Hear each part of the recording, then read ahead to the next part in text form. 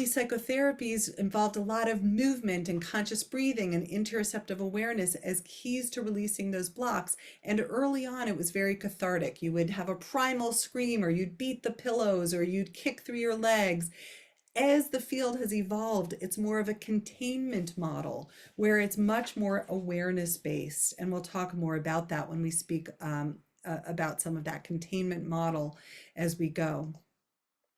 Just another little bit here about kind of the big picture of somatics is that there is this term intercorporeality, this recognition that the individual body is an ever-changing dynamic relationship between self, other, and our environment. And it challenges this idea of self as an interior consciousness. The embodied culture is really this totality of all of the cultural, all of the socially informed somatic experiences that we both consciously acquire and passively inherit over time. I mentioned relational cultural theory as one of my influences earlier, and it's just to really house that all trauma treatment is prioritizing our clients' complexity, their social context, and the therapeutic relationship. We are working collaboratively to reduce the power differential in therapy, which allows us to attend to the ways that privilege and power might show up in the therapeutic relationship. Therefore, the first requirement is to adopt an approach that keeps our clients in therapy long enough for us to form a shared understanding about what is happening and how we're going to work together. I like to use this particular stage model of embodiment and trauma treatment, which is that when the client comes in, we can help them identify what would you like to work on today so that we can find a focus for the session or prioritize the area of concern or distress that's relevant to the client. It doesn't do a whole lot of good for me to have a map out of like, we need to work on this trauma and then this trauma and then this trauma. If the client comes in and it's not relevant to what's going on for them today in this session, so we really listen to what's important for you today, and then we get to hone in and work on that together. We might help our clients to build somatic resources like body awareness or a sense of being more grounded. We can help them work with boundaries and the ability to say no or know what a boundary feels like for them. Maybe it's being more connected to their breath. Or maybe we bring in resources like vagus nerve stimulation, and I have a whole bunch of that up on my YouTube if you're not familiar with what that is, or on my website. And then we want to deepen from there. Once we have enough somatic resource in the room, then we get to explore what is the impact of that event or that area of concern. How does that show up in their embodied experience?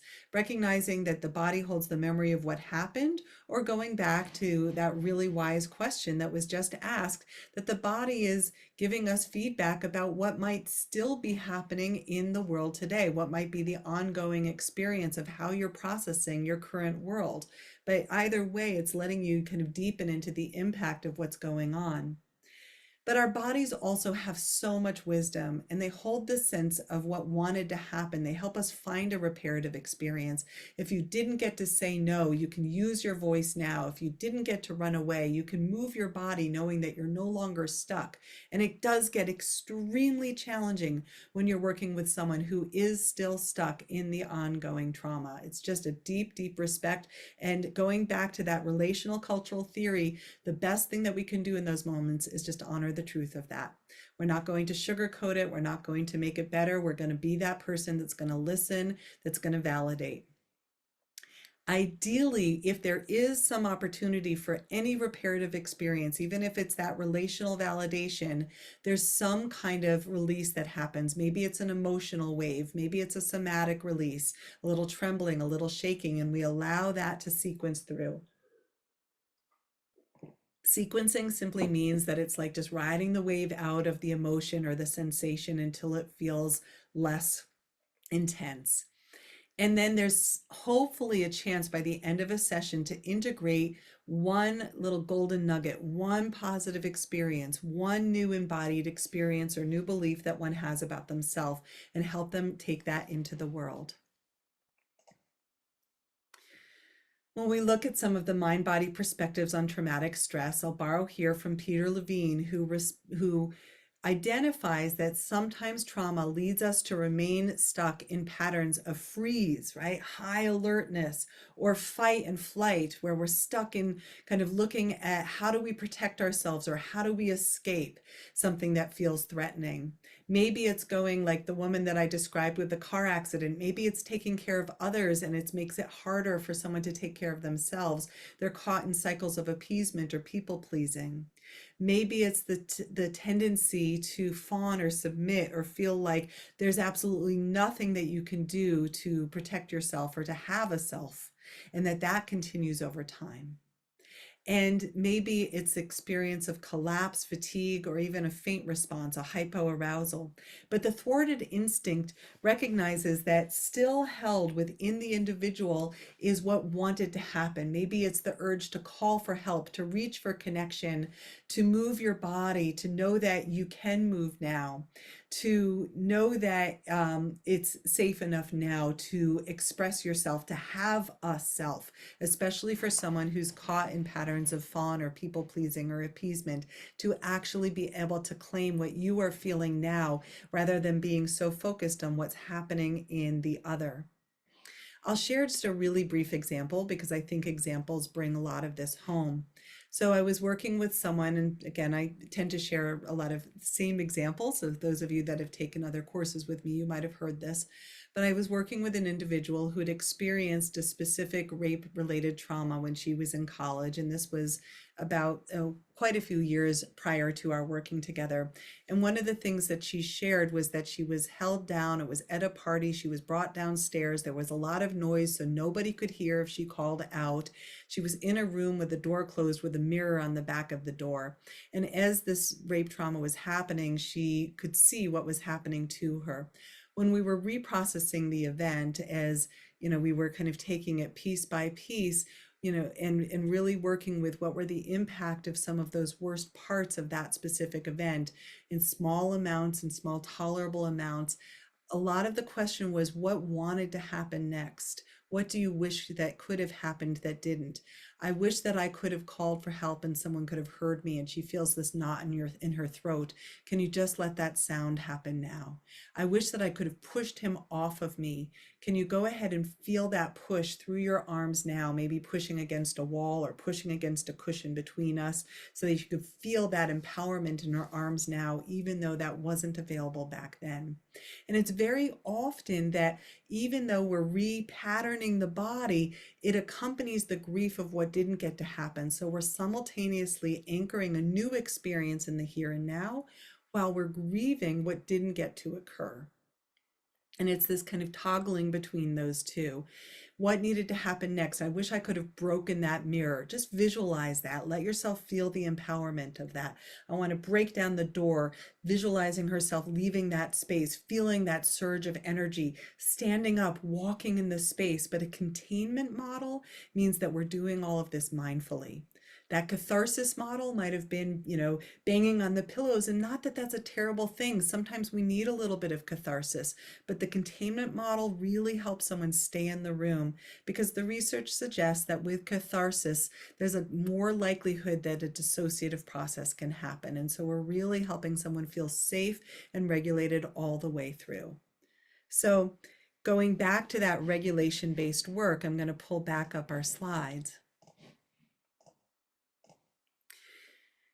When we look at somatic trauma processing, regulation-based means that we're helping clients track the sensation in their bodies and facilitating a slower release of that tension through movement with an emphasis on, can you still sense and feel what's happening in your body? Sometimes if the emotions take over, we get kind of hijacked by the cathartic emotions, but we've lost touch with the somatic experience. Peter Levine refers to this process as titration, where we're going towards small amounts of distress with the goal of discharging physical tension. And then sequencing is really about the movement out from the core to the periphery. So if you remember those images I had up earlier of the belts and the Reichian bands, very often trauma gets held in the throat, in the chest, in the diaphragm, in the belly, and in the pelvis. And sequencing helps it move out towards the endpoints. Endpoints are your hands, your face, your voice, your pelvic floor, and your feet. And so sequencing might be that wave of emotion that comes out and gets expressed through tears. It might be a sound. It might be pushing through your arms. It might be shaking through your arms and legs. And it allows for a sense of completion. That is the completion of the movement sequence, or this somatic repatterning, where we're exploring those movements slowly and mindfully. For the rest of our time today, I really want to focus on some resources for trauma recovery. And I'm going to share a few here, knowing that, again, this is a lot of information and you can take your time integrating any of these into your work with others or into your learning for as long as you need. And I'm going to go through each of these kind of individually. So this is just kind of like a placeholder slide for the various things that we're going to go into, and I'll share them now. The first of these is choice and containment.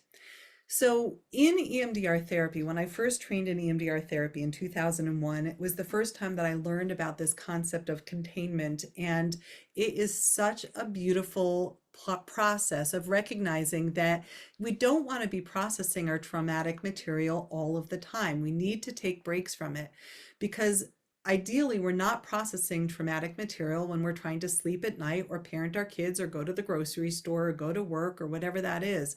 So containment works by basically reminding yourself that you have choice about whether or not this is a good time to think about those distressing memories. Even if they're ongoing current distressing memories, we need to take breaks and we need to give ourselves permission to find safe enough spaces, right? You know, for example, a colleague of mine was teaching to a group of people, educators in Ukraine, who were teaching their classes in bomb shelters, right? And so, you know, ideally, we also sometimes, when we're in the shelter, when we're in these community spaces, we can also recognize that there is a temporary source of safety, even though there's a heck of a lot of ongoing lack of safety out there in the world.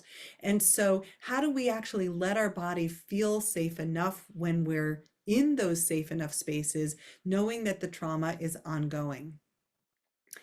We can also make an agreement with the self that we will only focus on traumatic memories when you do feel supported and resourced. For example, if a client does want to think about trauma on their own, maybe they set a timer for 10 to 15 minutes and they journal. But when that timer goes off, they check in with themselves and to make sure that they're still feeling safe enough with the process. And then they can close that journal, and that journal serves like a container. It holds the distress of whatever you wrote in there. And then you can keep that closed till you're ready to do another piece of that work, or maybe that's not until you come to therapy. And then that's when you open the journal and you share what's in there. And sometimes we work with an imaginal container. It serves as a resource for clients that might be overwhelmed by sensations or emotions or memories. So imaginal containers are not only valuable for our clients, but they're also important for us. And I'll invite you to take a moment to identify either an imaginal container, or if you're someone that doesn't imagine well, a book or a box or a jar with a lid that can hold the distress until right time, right place, right support. Whether you're working with that imaginal container or a physical one, what would be a good container for you? Especially if you're someone that's going to work with others where you might hear about their distressing experiences. It's important to know that you can place that into a container until you have supervision or consultation on your work, where maybe you need to unpack and process what you heard. So take a moment to identify for yourself, what that ideal container would be. It could be a file cabinet, can be a cave with a rock that slides in front of it. These are all real containers that clients have chosen. One of my favorite ones was with someone with complex PTSD, and she said, I want to imagine a hotel, and that down that hallway of the hotel, there's all of the different rooms, and each room can hold a different part of the trauma story so that I don't have to open up the whole container at once. Someone once said to me, my trauma is so big. He had grown up in a war-torn environment with constant bomb alerts and and alarms going off. And he shared with me that for him, he wanted to use the Grand Canyon. At this point, he was living in the States. And I said, that's fine, so long as we can put a lid on top of it. So, right, the container has to feel big enough and secure enough. So you might write in your journal what your chosen container might be. And the very same process of inviting a client or someone that you're working with to choose a container is a beautiful resource to bring in early on in your work together, so that clients know that therapy is a place where we open the container. And the reason why containment is different than dissociation is that it's chosen compartmentalization with an agreement with your psyche that lets you know when you're going to open up that container. When are you going to process the material? Dissociation is a form of compartmentalization as well, but it comes without that agreement about where and when we're going to open it up. And so sometimes what happens, therefore, is that we push it all away, or we're pushing it into those avoidance symptoms, and then it pops out like whack-a-mole at all of the wrong places, and then we're constantly trying to push it back down. All right, I'm going to go back into our next resource. It's a lot in this first lecture. Hang in there with me. As Oyami said to me earlier, she says, I listen to your lectures again and again. So you get this recording for life. And if anything felt like it was too fast, come on back. Working within that relational model, that relational cultural model, I offer you this concept of spacious relational awareness, which is really all about slowing things down. Inviting our clients to know that it's important that they feel safe enough as we work together. And that periodically I might invite you to take a brief pause from the story that you're sharing with me. So I let them know ahead of time. I might use a little timeout signal, or I might invite them to know that I might say, ooh, this seems like a good place for us to pause and just sense what you're noticing in your body, so that I'm periodically inserting those pauses into the process.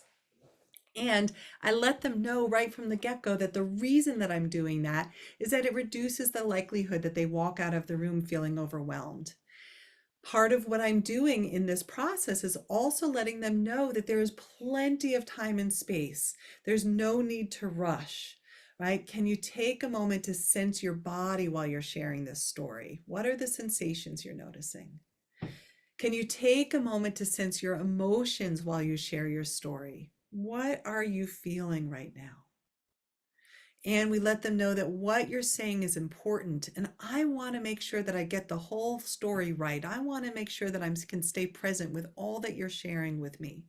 And so we might choose those moments to pause because we're no longer able to stay present with what the client is sharing with us. It's going so fast. And so listen to yourself as part of that pacing process and say, you know what?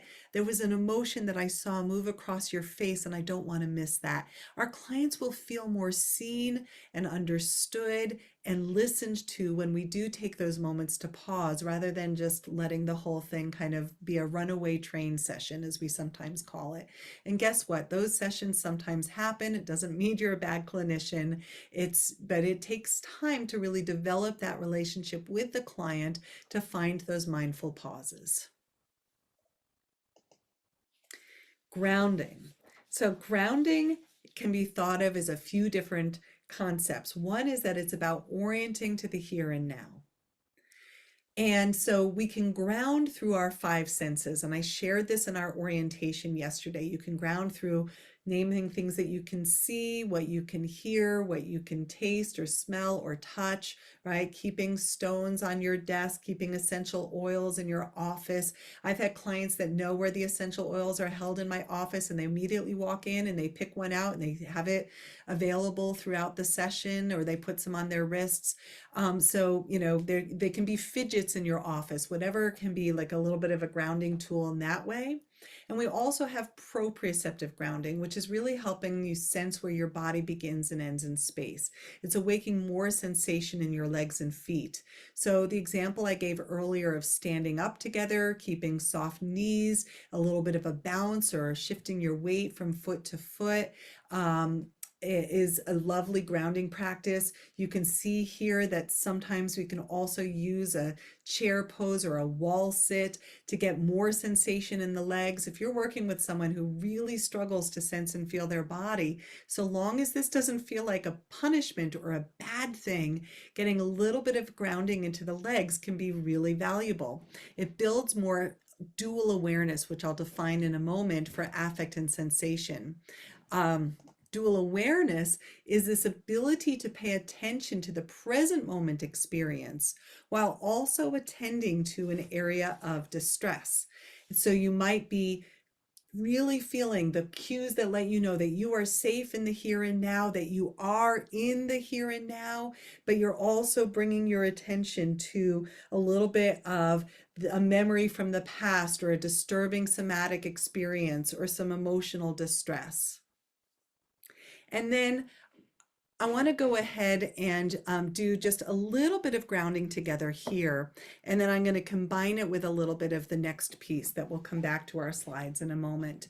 But I wanted to share an option if you wanted to try it. And remember, everything here is optional. You too have choice. But if you've never tried a little bit of that wall sit or a little bit of standing grounding, I wanted to invite you to do that with me.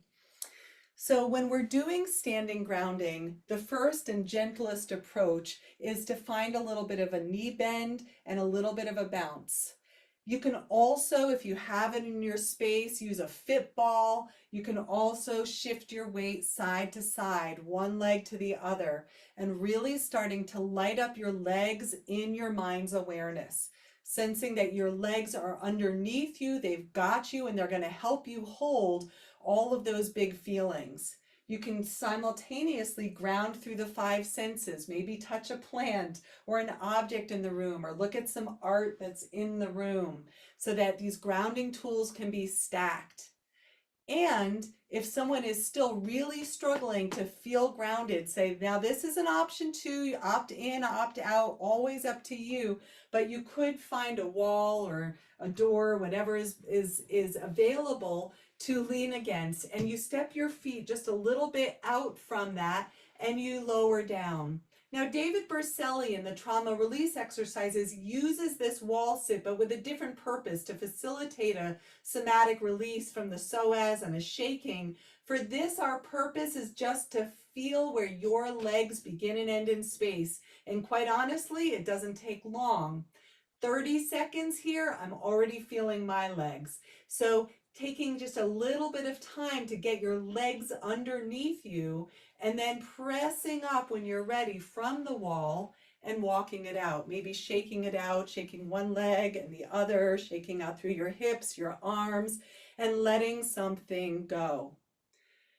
Along these same lines, if we're repatterning around boundary awareness, one of the most important things that we want to know is, can your client say no to you? Because if I'm offering something like a wall sit and the client is doing it because they want to be a good client and they're being compliant, guess what? It's going to backfire because it's not really what is right for them. So I want to know, and I will let them know, you can say no to me. Anything that I offer, if it doesn't feel right, I want you to tell me, and we're going to develop enough of a relationship where hopefully it feels really, really safe for you to tell me no. And if the client's like, I'm not so sure, I'm like, let's just practice it. I'm going to ask something really silly, like, I want you to move your water bottle from that table to the floor, and I just want you to practice saying no to me. No. Okay, how'd that feel? Uncomfortable. Okay, but are we still okay? Yes. Good. Other ways to practice with boundaries, and the reason why I'm still standing is that our wall can be a good partner in this as well. You can press against a wall, and I'll have my imaginary wall here so I can see you. But if I'm pressing against the wall, I can experiment with that push through the arms, with that empowerment. I'm grounded through the legs. You can practice saying no, or go away, or stay back, and having your voice and using those words to experiment with what boundary feels like in the body. We might experiment from a boundary perspective about how close we're sitting or how far away we are from each other, and that there's a different experience. And guess what? That can even work in remote settings if you're working through telehealth or on Zoom, right? There's a different feeling when I'm this close to the camera versus here versus here. I was consulting a male therapist who was working with a female client who had been sexually abused and by a male. And in that case, building some of their trustworthiness, he did this proximity of, he said, "How close do you want me from the camera?" And she said, "Further back, no, further back," until the next thing you know, his wheelie chair was at the back of the wall and he was this small in the frame. And she finally went, "Oh, that feels so good." And then she got to be in charge of when she was ready for him to come closer to the camera. It built so much trustworthiness between them. And that's variable. It's not a set thing. So as somatic therapists, when I'm seeing clients in my office, my chairs are movable so that you can move closer or further away. And I don't have a set chair that's my chair in the room. I have chairs that I move to and from, and clients know that anything is game. And it really, I like it because I get to get different perspectives throughout the day, depending on where I'm sitting. And so, you have a lot of flexibility in this process.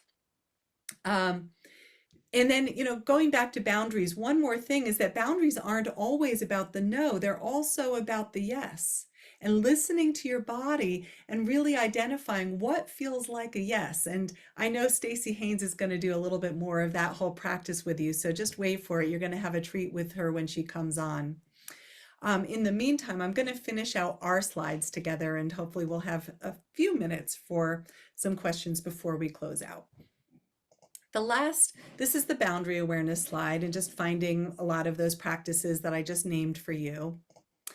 But I want to just name that building affect and sensation tolerance, or the ability to stay present with body sensations and emotions, is at the core of our trauma treatment. And sometimes what blocks our clients' ability to feel their body or feel their emotions is because they got messages or they have memories about times when they were rejected when they expressed their feelings, when they weren't allowed to show up as an embodied other. And so now we can start to explore, how do we use the breath to support this feeling of, are there movements that can help you to be with this feeling? What happens when you press into your legs and feet? What happens when you press through your arms and hands? Is there a statement that you'd like to be able to say to yourself now to help you be with that feeling? Who could help you be with this feeling of? If we know that there was a supportive neighbor or friend or teacher, invite that person into the room as an imagined ally. If I'm going to borrow Mr. Rogers for a moment. He's a good ally for me. If Mr. Rogers was here in the room right now as you were feeling this sadness, what would he say to you? Right? So if you don't know who that is, you can look him up. He's a pretty emotion friendly, kind human. And so we find those kind humans and we can bring them into our offices. And we can always remind our clients, you are in charge of how much to feel and when to feel it, and you can take breaks from these feelings as necessary. Sometimes we move into parts work, and you're going to get more of that with Fran about addressing a part of the client that's ready to feel and a part that's afraid of feeling. And then we get to have a dialogue between those parts. So I mentioned yesterday when I shared some of the embodied self-care for you in moments of activation or feeling triggered during the program, but these are also the same embodied self-care that we can use as practitioners. Remember that you have choices available to you, that you have rhythms of engagement and disengagement, and that you can take breaks as you need to, meaning that you can, when you're taking the program, of course, you can step out and return when you're able. When you're working with clients, We have rhythms of engagement and disengagement as well. We might not be able to walk out of the room, but we can disengage with eye contact temporarily, even if it's a little uncomfortable for the client. If you need that for you to stay present in the room, it's actually a really valuable part of self-care, because sometimes we get locked in into feeling like we always have to be on and out and paying attention to our clients. And it is ultimately emotionally and energetically exhausting to do so. So remember, you can look away, you can drink your water, you can even temporarily close your eyes and check back in with your body. And it's a modeling of your own self-care as you're sitting with others.